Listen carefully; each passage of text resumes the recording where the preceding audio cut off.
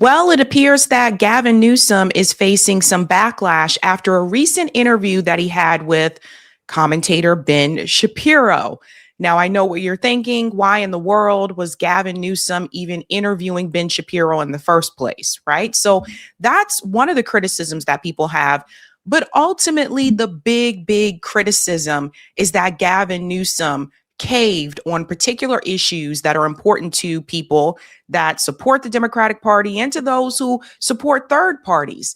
Gavin Newsom is gearing himself up for a 2028 presidential election. And everything that I have been seeing in the past couple of months or so does not look good for Gavin Newsom. It appears that Gavin Newsom is exactly who I said he was. Let's go ahead and get into this conversation that he had here with Ben Shapiro. One of the criticisms that is coming his way is about the issue of Gaza. Let's get into it. Democrats have now been dragged into this conversation, some dragged, some run with, flags waving, into the conversation. This notion of genocide. Yes. Yeah. I mean, look, Israel did not commit a genocide in Gaza. There's no standard by which Israel committed a genocide in Gaza, just on a factual level. Just as a legal and factual level. Yes. Yeah. What is your opinion of this? So first and foremost, the first thing that I noticed is that, especially when it came to this particular discussion, this topic, Gavin Newsom allowed Ben Shapiro to dominate this part of the conversation. Not only dominate, but he allows Ben Shapiro to come right out the gate with Israel did not commit genocide. And Ben Shapiro does this thing where he likes to talk very fast, right? Like he talks really fast, and it's this little technique that sometimes debaters use to make people think that they're really intelligent and et cetera. And this is not to say that Ben Shapiro is not intelligent, but what I'm saying is it's a trick. And right out the gate, Ben Shapiro now has control of this conversation. It was the first thing that I noticed, right? So Ben Shapiro, of course, is pro-Israel, defends Israel, defends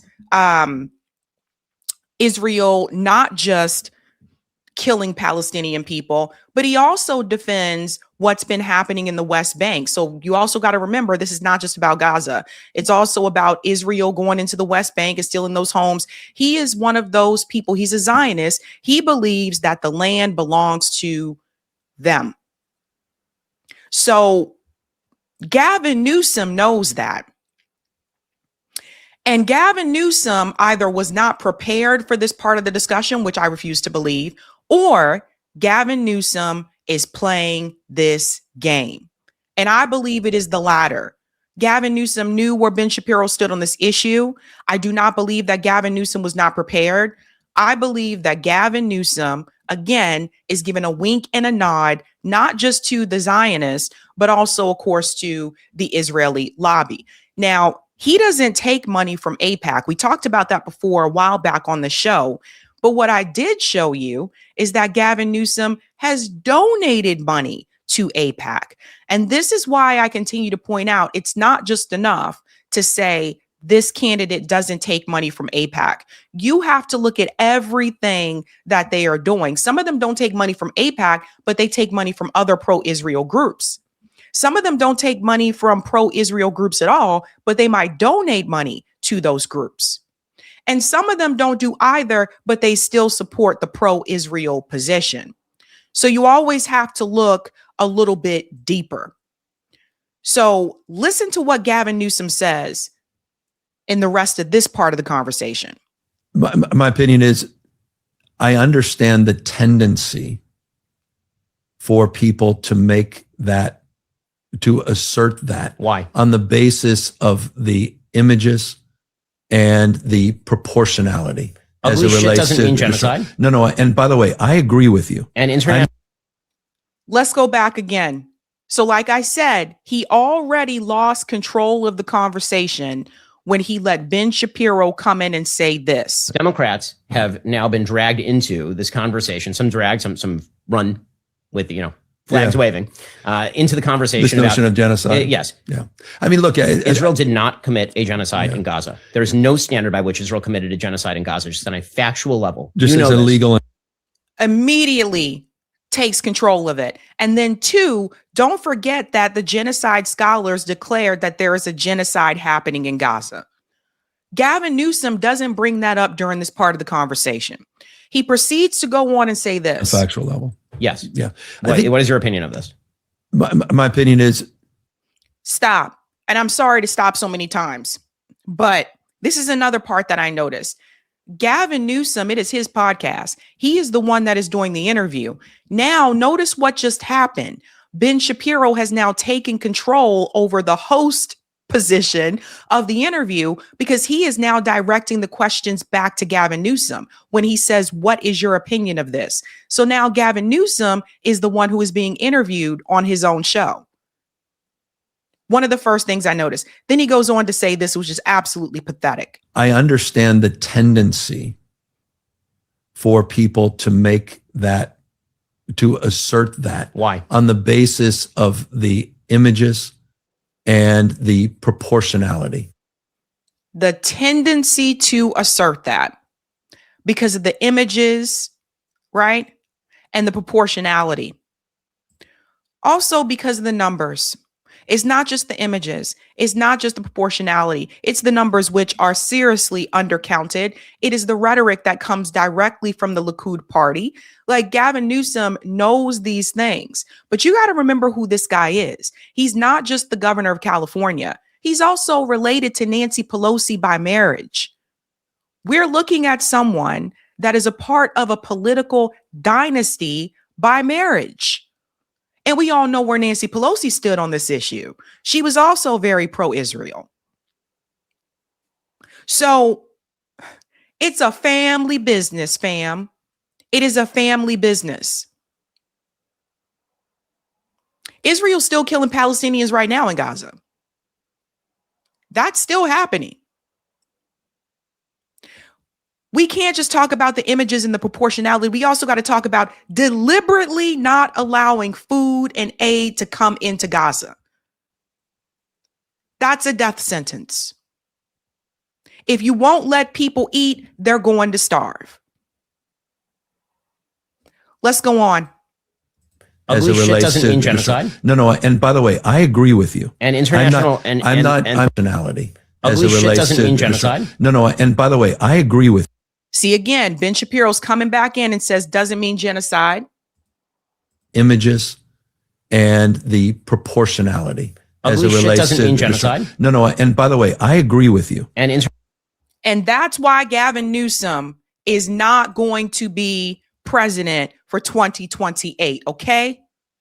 Gavin Newsom just sat here on this podcast and said he agrees with Ben Shapiro. Gavin Newsom is a Ben Shapiro Democrat. Gavin Newsom is basically just a conservative Democrat, which I've been telling people over and over. You know, there seems to be this newfound energy around him because he's been trolling Donald Trump on Twitter, or whoever is a part of his team has been posting those trolls towards Donald Trump on Twitter. Okay, fine. That's easy. But in reality, and in person and in real life, Gavin Newsom supports the same billionaires, the same donor class, and the same greater Israel that Donald Trump supports. He may not support Donald Trump building resorts on Gaza, but he supports the pro-greater Israel plan. So people need to wake up. Now, I said this back in 2024. Because some of the commentators that are criticizing Gavin Newsom right now, come 2028, if Gavin Newsom is the Democrat nominee, they're going to tell you to vote for him. Mark my words. There's a reason why many of us voted third party in 2024. This is a part of the reason. Gaza is a part of it, but also because both of these parties are corporate and corrupt. With the Democratic Party, you continue to get the same old, same old. We're going to be there to support social issues and we'll stand up for social issues. And even with that, they don't go as far as they should. We'll stand up for social issues. But when it comes to the economic issues, when it comes to the billionaires, when it comes to the donor class, when it comes to benefiting the military industrial complex, when it comes to benefiting Wall Street, they are right in line with the Republican Party. And this is why someone like Trump was able to win. When you are not a real opposition party, you are basically controlled opposition. And eventually it gets to the point where the economic status of the American people is so badly and so poorly, people were willing to take a chance on someone like Donald Trump just because he got up there and said the things that they wanted to hear, that they needed more money in their pockets, that the working man had been forgotten.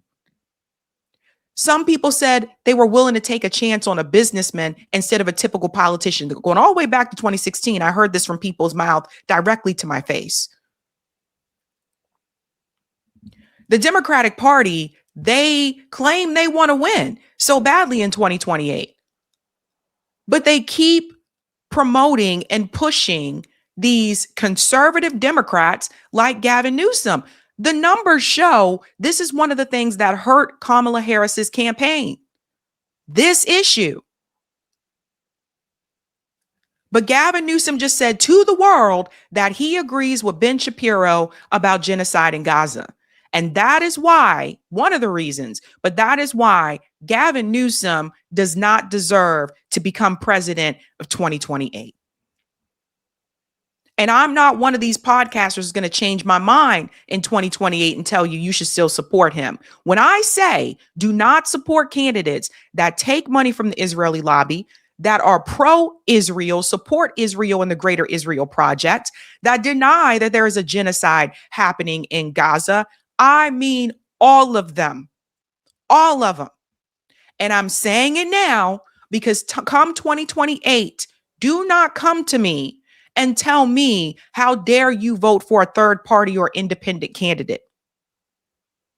I'm seriously hoping that some people are starting to see now why we made the decision that we made. Yes, Donald Trump is awful, but the goal shouldn't be to keep saying, I'm going to vote for this lesser evil. The goal should be to put forward these candidates that are going to benefit the working class people right here in the United States and don't want to continue these wars. That should be the goal of all of us, especially if you say you're on the left. The goal should not be, let's just put in someone that's not going to be Trump, because you will continue this economic cycle that we've continued for the past years. That's why this cycle continues. So Gavin Newsom is showing you exactly who he is. So I hope everyone remembers this come 2028. Proportionality doesn't mean that if you kill my child and I then kill 7 criminals, that I've been disproportionate. I'm not disagreeing with you, but I think we got to stop here. Ben Shapiro just referred to all the Palestinian people as criminals, and Gavin Newsom does not push back. That little tidbit he added in there where he said, oh, if you kill a couple of people here and I go back and I kill 7 criminals, well, that's not the same thing. Do you see what Ben Shapiro just did? He just basically said all the Palestinians are criminals. He said that the babies, the children, all of them are criminals. And Gavin Newsom doesn't even catch it, because he lives in the same bubble that Ben Shapiro lives in.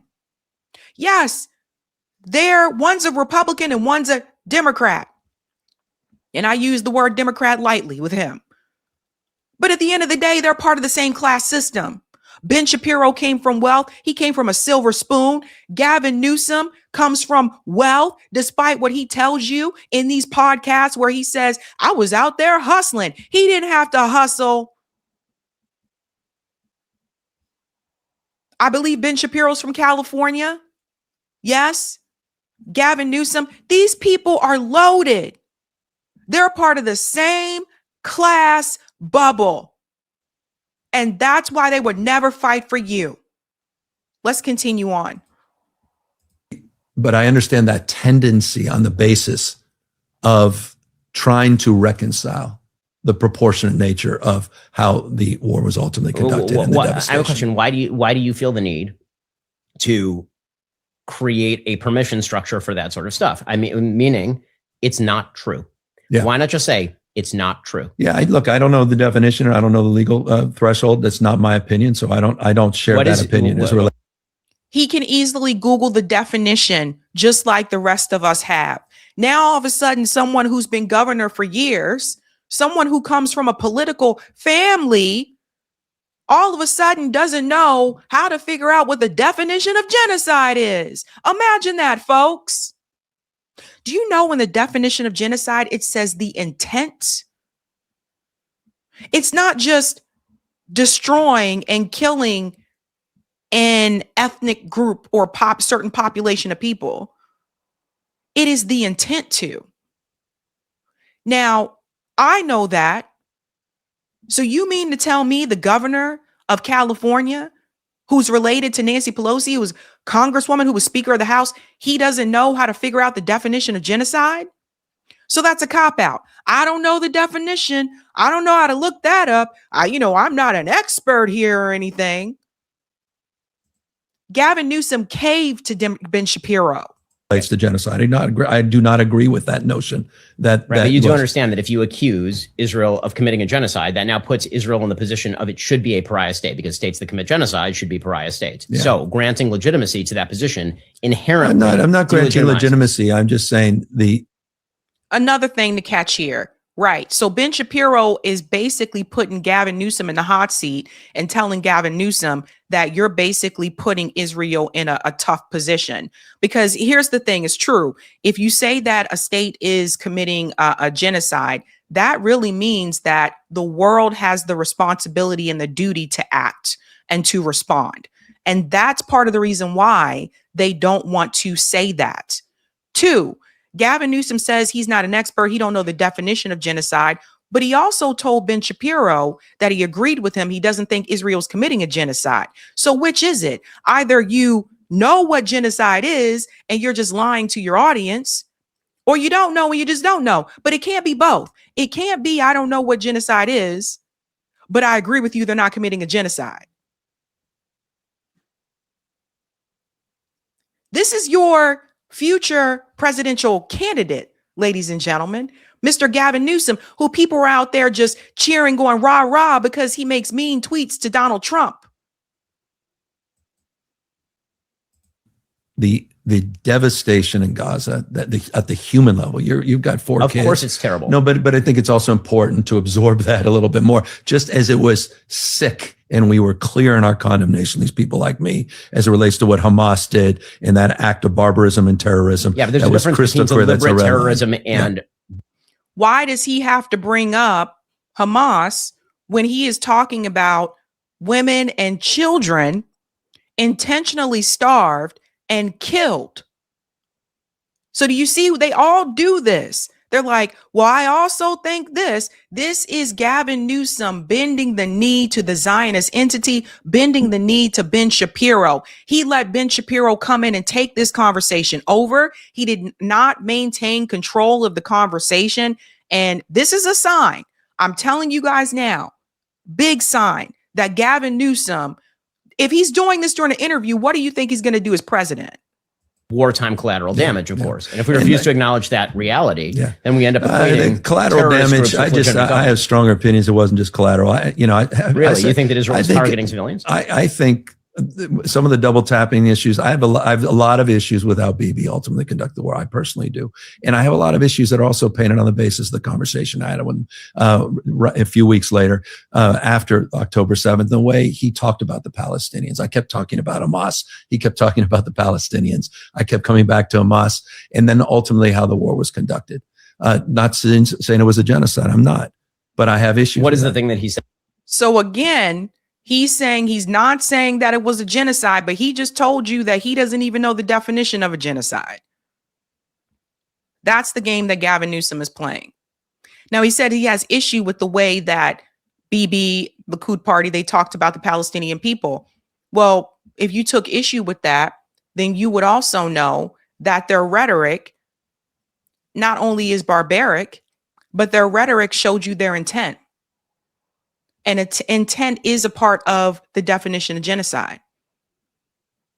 What Gavin Newsom shows you here is that he watched the same videos that we watched.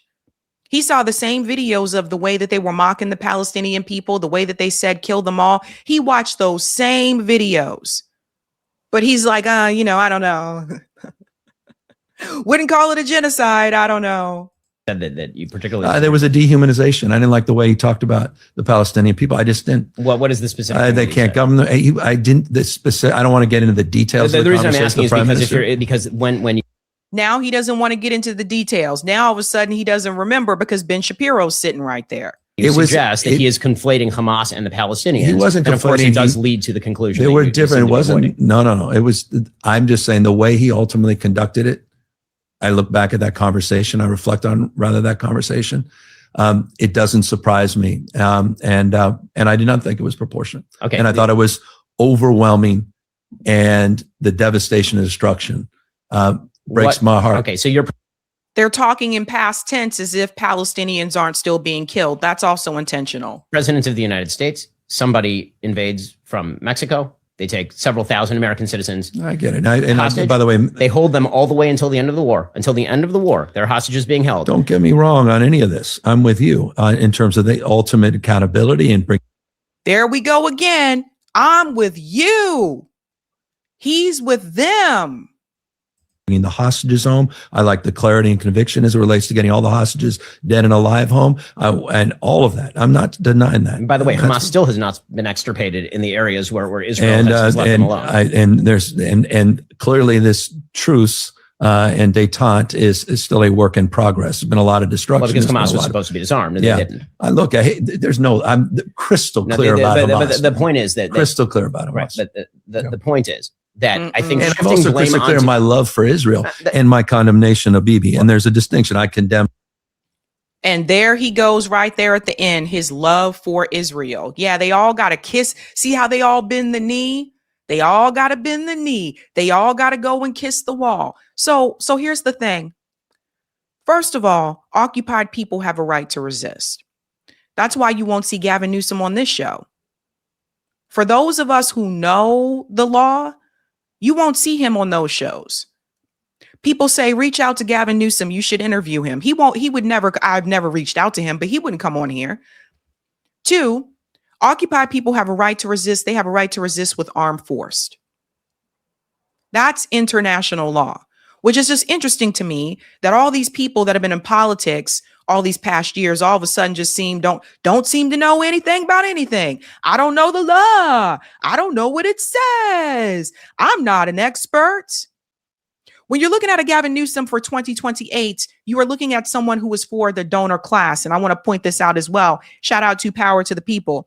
Shout out to everyone who hasn't fallen for the propaganda and sees Gavin Newsom for exactly who he is, a billionaire loving scumbag who hates the working class. Bing, ding, ding, ding, right here. Gavin Newsom opposes the California billionaire tax as he eyes the 2028 White House bid.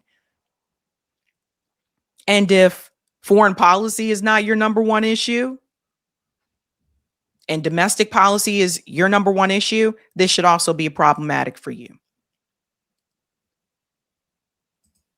Because that is who Gavin Newsom is.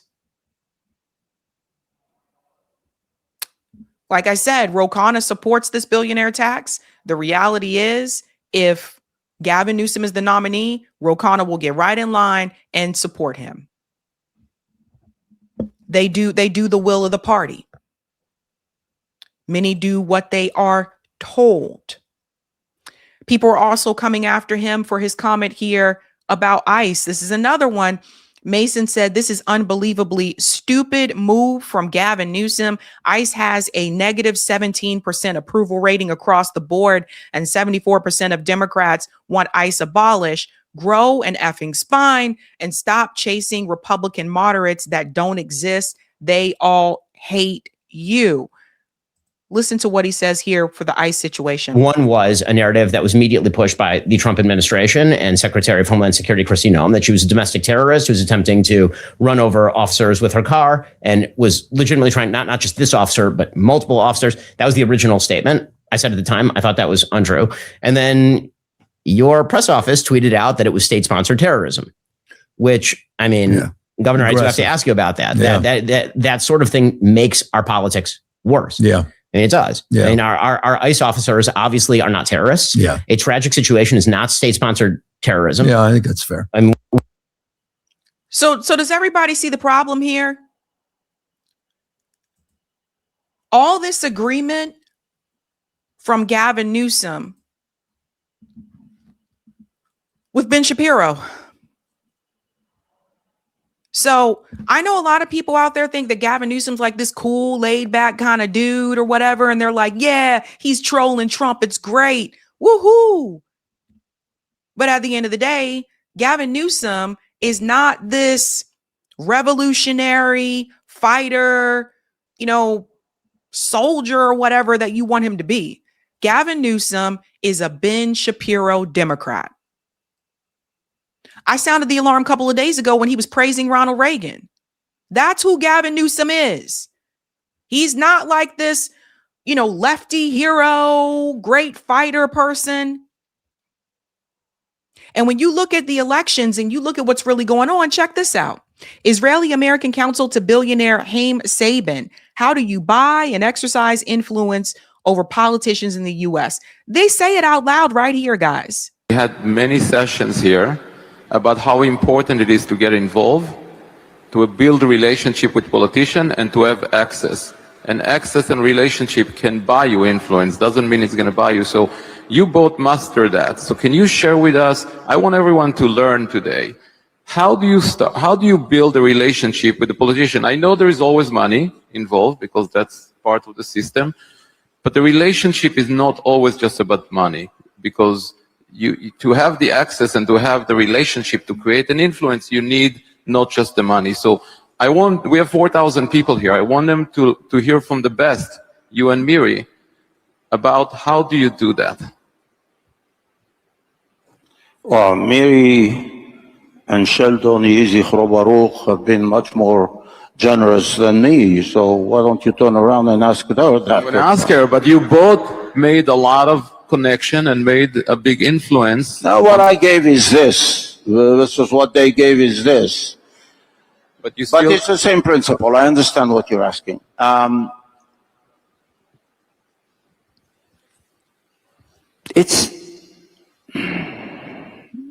want to be cautious it's a system that we did not create. It's a system that's in place. It's a legal system. And we just play within the system.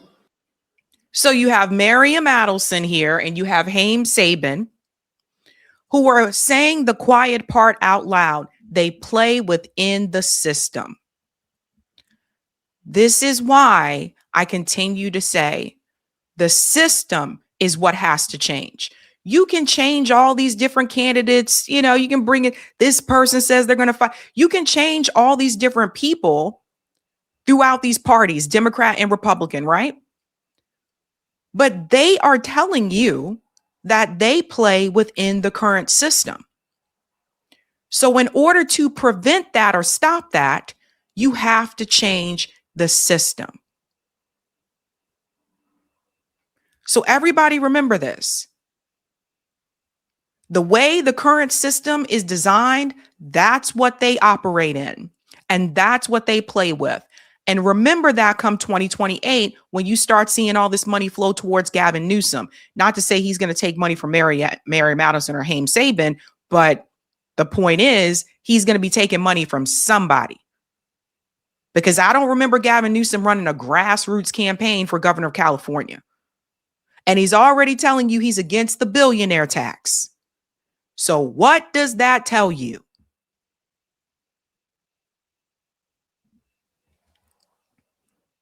Look, this is not one of those times where I really want to be right, but the reality is it's for the love of money. It all goes back to money if you follow the money.